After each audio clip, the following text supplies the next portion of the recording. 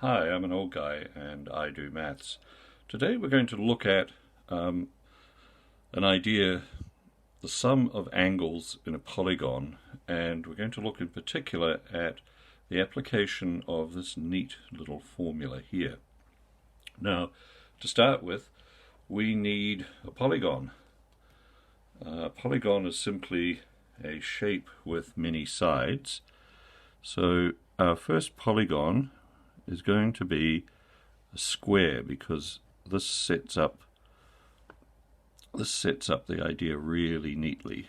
I'm shocking at drawing, but here we go. Here's a square roughly, and this square, because it is a square, will have 4 right angle corners, and we can see that if this is 90, this is 90, this is 90, and this is 90 degrees, that these angles add up to a total of 360 degrees.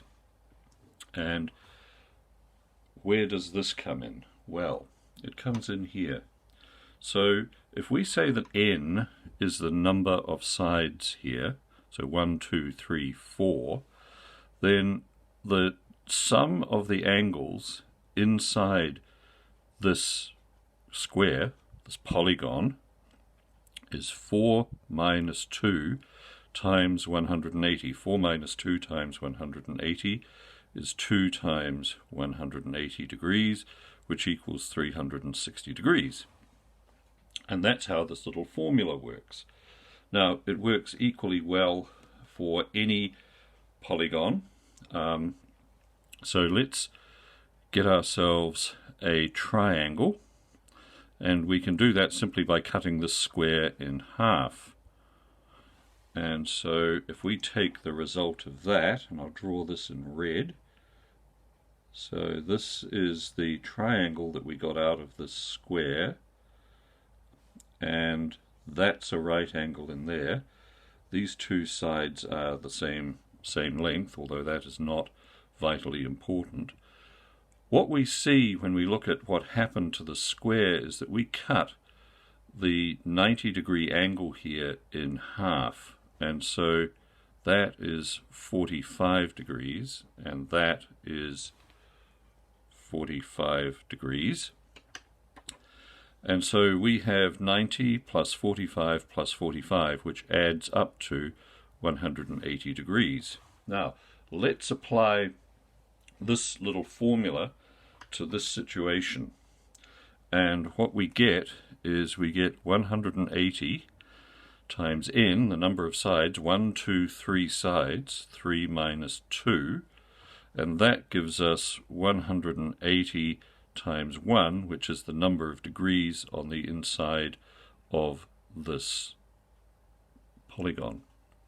Now this, you can expand and expand and expand this idea to as many sides of a polygon as you like. It doesn't have to be what's called a regular polygon. So what would be an example? Well, let's take a triangle that doesn't look like this.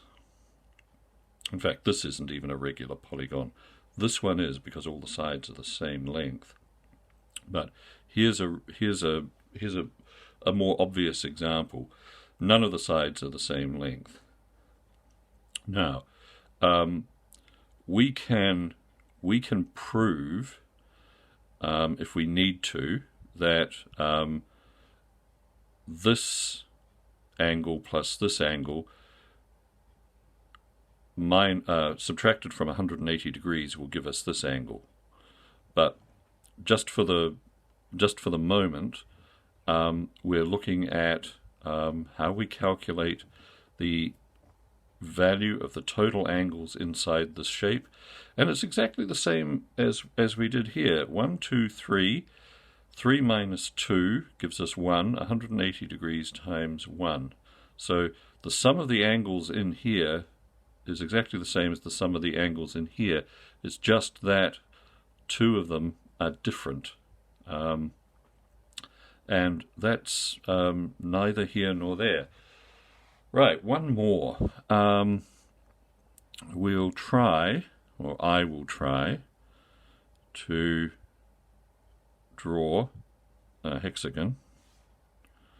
And in theory, this is a regular hexagon, so I'll say that all the sides are the same. And we have 1, 2, 3, 4, 5, 6 sides. So the sum of the angles in here, it's a regular hexagon, remember, the sum of the angles in here will be 180 times 6 minus 2. Sorry, that's one bracket too many. So that is 180 times 4. Right, 4 8s are 32. So that's 320. 4 1s are 4. So this comes to 720 degrees. Now, if we wanted to, we could use this information to find out what that angle is, or that angle is, or that, or that, or that, or that, because they're all the same. Because the sides of this thing are all the same. So this angle in here is 720 degrees divided by 6.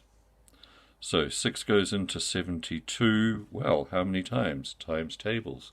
6 12s are 72. So each of these angles is 120 degrees. That's how this works. Thanks very much for watching. See you later.